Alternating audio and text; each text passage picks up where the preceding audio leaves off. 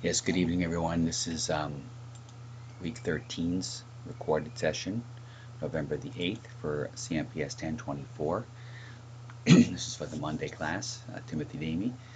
Again, I told you last week that I would be out of the country and unfortunately unable to do a live asynchronous session. So I'm doing a recorded session for you to make sure that you keep on track. I will be back in Belize and able to do the next class, which is week 14 and week 15.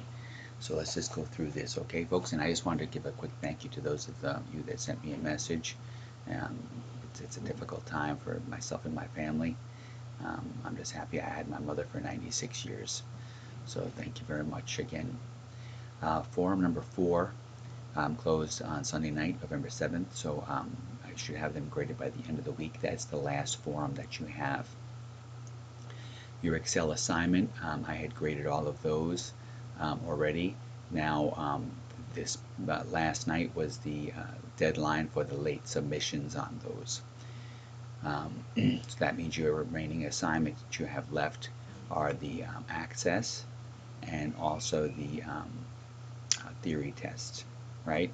So those will be due both at the end of week 14, which will be on the 21st of November, okay? And your project is also due the exact same day, right? So that's the final project and presentation, all of the pieces zipped together, and today we're going to discuss the presentation, okay? And then the late project submission will be by Friday the 26th. And remember, that's at a deduction of 10 points. So the remaining classes that we have are today here, that we will do the presentation review, what's expected of you. And then we have next week, which will be a live session, which will be week 14, which I'll take any project questions or any questions on your access assignment or forum or test. And then the last week, which is week 15, which is really basically any questions about grading the rest of the semester, and also those of you who haven't submitted the project, if you have any last minute questions. So when it comes to presentations, you are asked to create a PowerPoint presentation that you will deliver either via pre-recorded video or via a live Google Meet session to your respective lecturer, which will be 8 to 12 minutes. So the final project and presentation is due on Sunday, November 21st. The web page, business proposal, budget with all the suggested revisions, the link to the presentation, and also the access database as well. So make sure I include that in here one time, because I don't see I didn't put that here. So the access.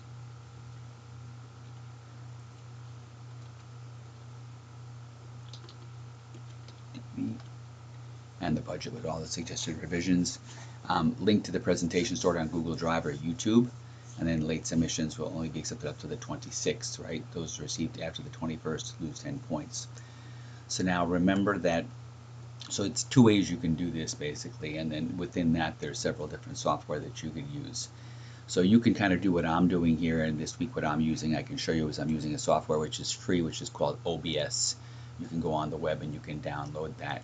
And basically what you could do is you could be showing a PowerPoint, and actually when you did it, you could be doing the PowerPoint, going through and using it like from current slide.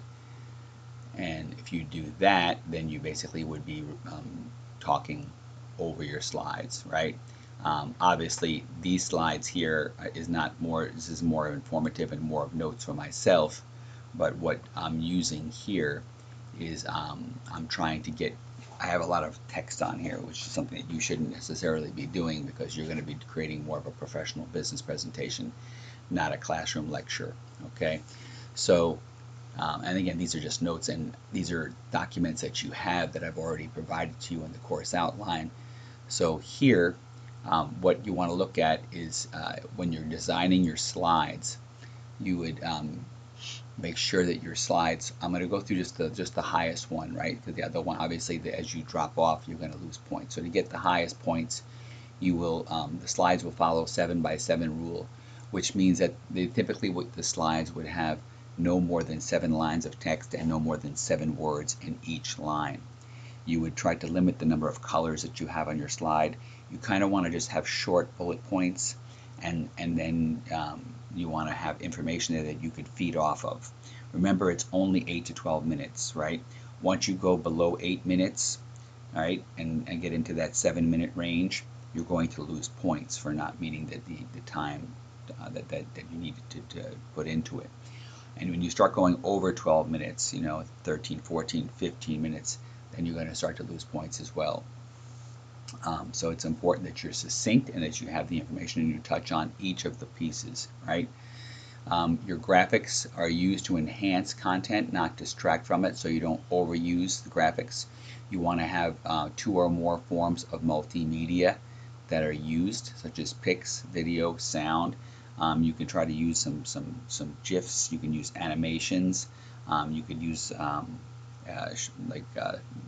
pics from your website is something that you could use there as well, so that you don't have to actually leave and go to the website to do so. Your presentation needs to start and basically be on time. Well, what I mean by that is, again, coming down to that 8 to 12 minutes. When you're delivering your slides, that you're not reading from the slides, that it says that you maintain audience contact. That would be if you decide to put yourself in the slide. So you have the option of doing a video where you would actually be seen. So say, for example, you choose to use Google Meet. You could put your camera on and then be a presenter, and therefore you would be seen. Now, if you're seen in the video, then obviously you should be professional looking. You should be in a professional background, and you should be looking at the camera, not reading off of a screen or off of a paper.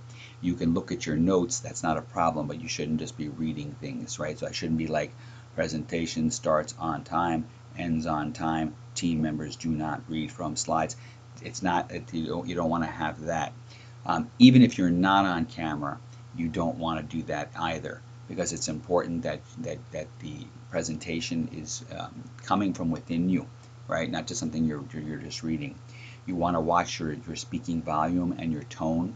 You also want to make sure that you don't have a lot of background noise.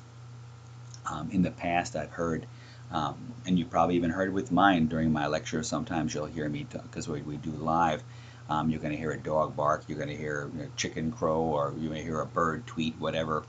The bottom line is, because you can record this over and over again, it's important that you do it at a time of day when you have some quiet and peace in your house, minimal disruptions. I know some of you have small children that live in your house, whether they're your own or your siblings, and sometimes they'll want to come and they'll want to bother you at the most inopportune times, because that's what they do. So you have to try to pick a time that you can minimize that. If you have a place in your house where you can go and close the door and put a little sign there and say, recording in progress, that works as well. On your slides, it says the writer uses an academic tone. You want to be careful with any misspelled words. The paper is free of grammatical errors, punctuation, spelling, and references where used were shown. So remember that basically you want to try to capture the essence of your business. You can kind of give an overview of what the business is going to be about. Then you could have a slide that maybe captures your budget. You can just take a screenshot of your overall 2-year budget, and then you can take a picture of your web page, and then even show like the relation in your database where your tables are going to be connected, right? So those would be your slides. Then you could expand upon them in your own words, right? And then it may not seem like a long time, but when you time yourself and when you practice yourself, 8 minutes is a long time. You'll think that you have more than 8 minutes worth of material, but it will go quickly. So try to get between that 8 and 12 minute range. Shoot for 10 minutes. Practice it a few times without doing the recording, and then record it, and then see how it comes out. See how the time comes out, and once you're happy with it, then you're good to go. So remember that you're going to submit the web page, right? That's going to be either Google site or it's going to be through HTML. You're going to have your Word document, business proposal, and remember that's supposed to be in a Word document, not a PDF. Then you'll have your Access database, and then you'll have your presentation, right, and your budget, right? So you have 2-year budget and your presentation. So everything will be together in one zipped folder. For your presentation, you will either send me the link to Google Drive, and you can put it in a separate Word document, and you'll put that in there, just the link to Google Drive. Make sure that you give me access to it.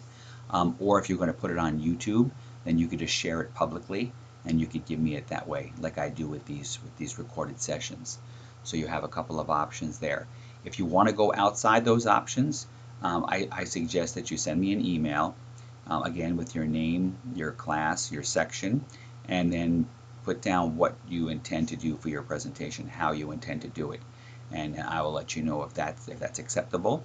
And pretty much as long as you're using software that I can open on my computer and that I can access when I go to get to it, then that will work. Remember, the 21st, once that week comes, then I will start to grade those projects. I will not be touching any of the late projects until after the last day officially of classes. So my goal is to have everything up and graded on Moodle by December the 5th.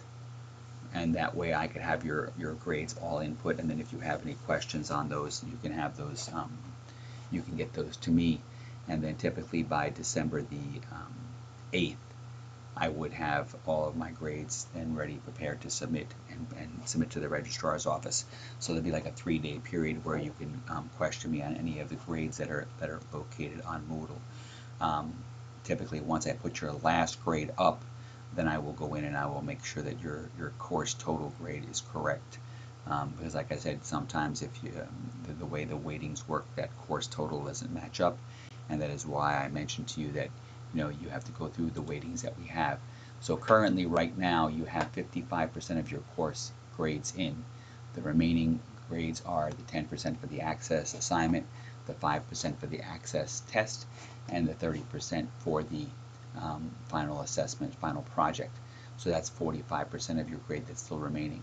Okay, so right now, if you total up your points for each of your assignments, and you divide that number by 55, that will tell you where you stand in the course. Okay, so but everything that you currently have submitted is currently graded and up to date. And again, thank you for your patience and for your understanding in this difficult time for me. And you have a great week, and I look forward to hearing from you and seeing you all in week 14.